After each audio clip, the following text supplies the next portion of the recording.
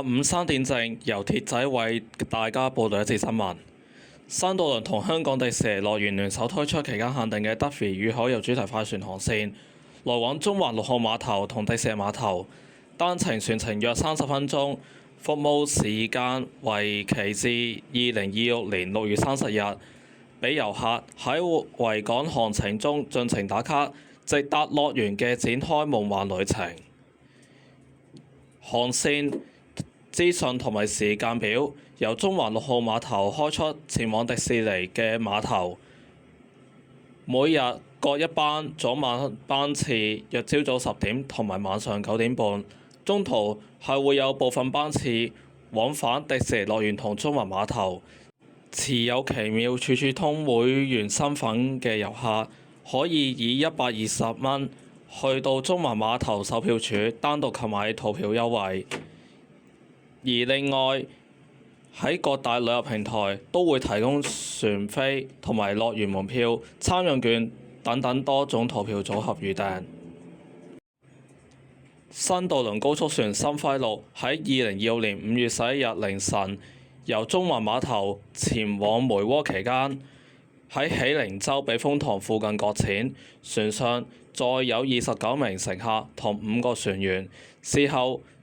亦都安全返回梅窩。事件中冇人受傷。呢個船係新渡輪新輝系列嘅高速船之一，載客量為423人。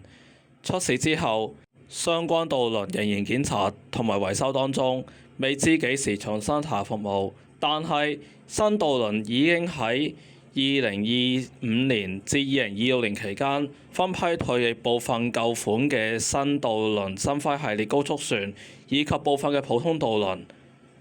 現時新渡輪高速船同埋普通渡輪將會分批更換由政府購入嘅新明珠號嘅電動渡輪。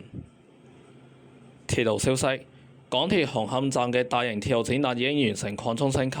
並重新命名為載譽暫建鐵路展。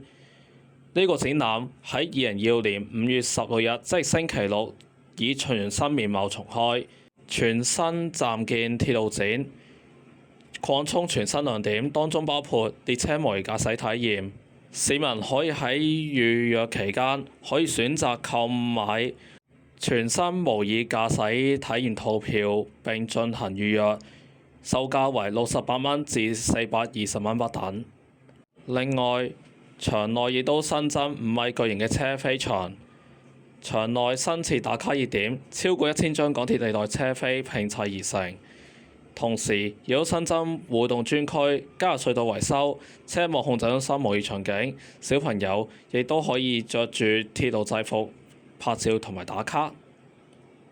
而下面亦都維持現有退役嘅列車展覽，當中包括第一代電氣化火車黃頭，由美國製造嘅 G16 柴油機車，前九廣通直通車 KTT， 以及中期翻新列車 MLR 烏蠅頭。天氣方面，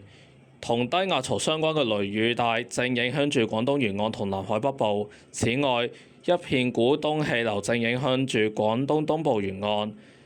本港地區下午到今晚嘅天氣預測大致多雲，間中有驟雨同狂風雷暴，部分地區雨勢頗大，吹和緩至清勁偏東風。展望聽日風勢增強，間中有驟雨，初時部分地區雨勢頗大。星期日同星期一嘅天氣仍然穩定，隨後一兩日驟雨逐漸減少。而家氣温係25度，相對濕度90%。雷暴警告現正生效，有效時間去到下午5點。鐵仔電台新聞簡報完畢。